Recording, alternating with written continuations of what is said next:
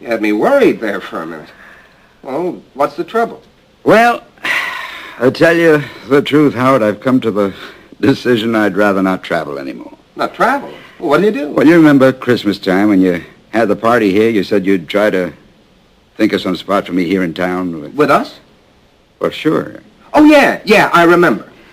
Well, I couldn't think of anything for you, I tell you, Howard, the kids are grown up, you know. I don't need much anymore. If I could take home $65 a week, I could swing it. Yeah, but, Willie, see, I tell you why, Howard. Speaking frankly, and between the two of us, you know, I'm just a little tired. Oh, I could understand that, Willie, but you're a road man, Willie, and we do a road business. We've only got a half a dozen salesmen on the floor here.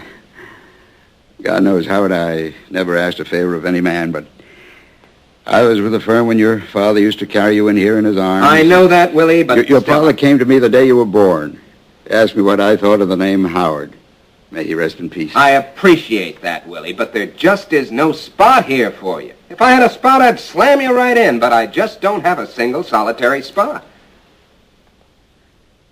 Howard, all I need to set my table is $50 a week. But where am I going to put you, Look, kid? it isn't a question of whether I can sell merchandise, is it? No, but it's a business, kid, and everybody's got to pull his own Well, weight. now, just let me tell you a story, Howard. Because you got to admit, business is business. Business is definitely business, but just listen for a minute. You don't understand this. When I was a boy, 18, 19, I was already on the road, and there was a question in my mind as to whether selling had a future for me, because in those days I had a yearning to go to Alaska.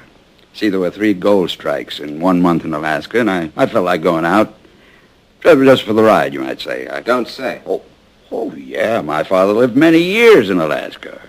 He was an adventurous man. We got quite a little streak of self-reliance in our family. And I thought I'd go out with my older brother and try to locate him, maybe settle in the north with the old man. And I was almost decided to go when I met a salesman in the Parker House. His name was Dave Singelman. And he was 84 years old, and he drummed merchandise in 31 states. And old Dave, he'd go up to his room, you understand, put on his green velvet slippers, I'll never forget, and pick up his phone and call the buyers, and without ever leaving his room, at the age of 84, he made his living. When I saw that, I realized that selling was the greatest career a man could want, because what could be more satisfying than to be able to go at the age of 84 into 20, 30 different cities and pick up a phone and be remembered and loved and helped by so many different people. You know, when he died, and by the way, he died the death of a salesman in his green velvet slippers in the smoker of the New York, New Haven, and Hartford, going into Boston. When he died, hundreds of salesmen and buyers were at his funeral. Things were sad on a lot of trains for months after that. See, in those days, there was personality in it, Howard. There was respect and comradeship and gratitude in it. Today, it's all cut and dry. There's no chance for bringing friendship to bear or personality. See what I mean? They don't know me anymore. That's just the thing, Willie. I had $40 a week. That's all I need. $40, Howard. Kid, I can't take blood from a stone. Howard, the year Al Smith was nominated, your father came to me. I've got to see some people. I'm talking about your father. There were promises made across this desk. You mustn't tell me. You've got people to see. I put 34 years into this firm, Howard. And now I can't pay my insurance.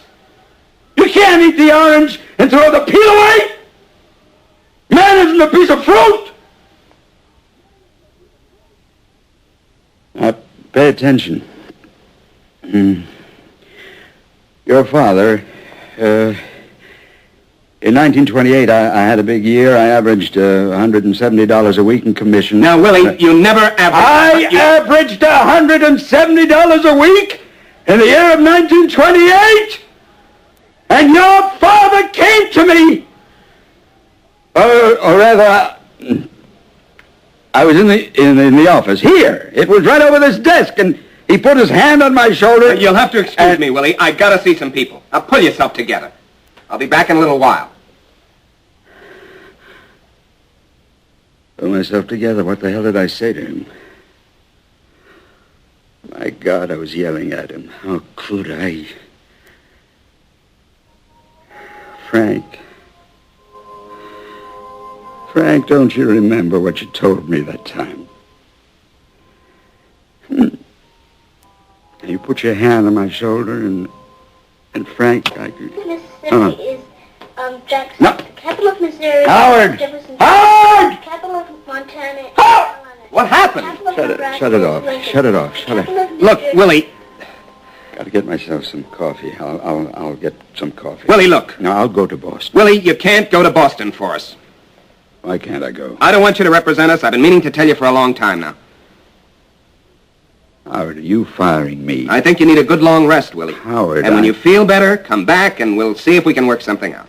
But I got to earn money, Howard. I'm in no position now. Where are your sons? Why don't your sons give you a hand? They're working on a very big deal. Oh, this is no time for false pride, Willie. You go to your sons and you tell them that you're tired. You've got two great boys, haven't you? No question. But in the meantime... Then that's that, huh? All right, I'll go to Boston tomorrow. No. I can't throw myself on my sons. I'm not a cripple. Look, kid, I'm busy this morning. But, Howard, you've got to let me go to Boston. I've got a line of people to see this morning. Now, sit down. Take 5 minutes and pull yourself together and then go home, will you? I need the office, Willie. Oh, yeah. Whenever you can this week, stop by and drop off the samples. You'll feel better, Willie, and then come back and we'll talk. Pull yourself together, kid. There's people outside.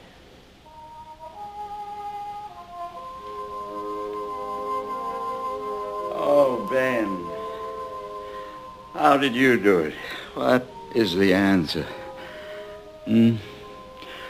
Or did you wind up the Alaska deal already? Doesn't take much time if you know what you're doing. Just a short business trip.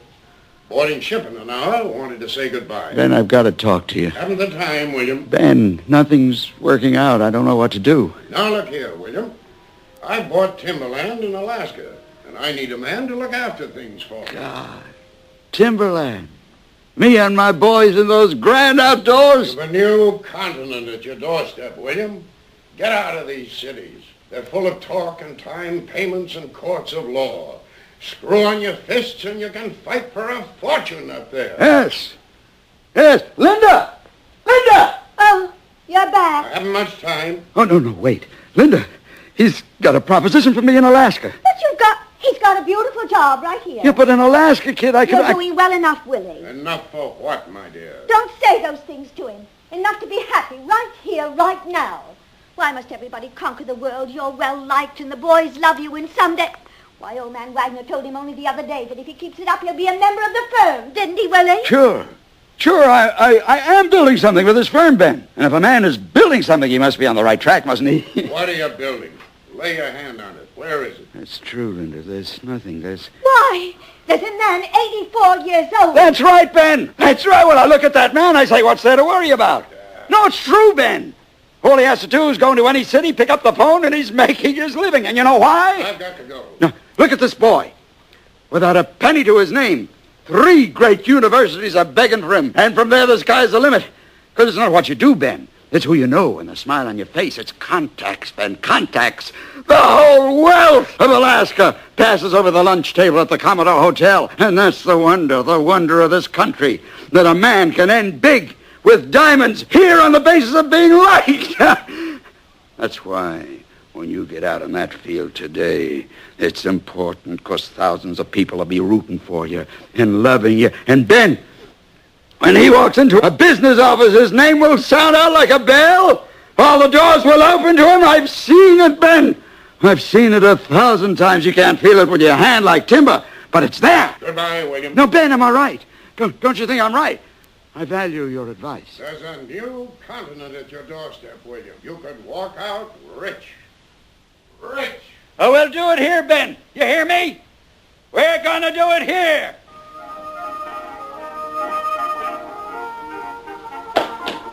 Oh, gee, I was afraid you left already. Why? What time is it? It's 1:30. Oh, well, come on, everybody. Ebbets Field next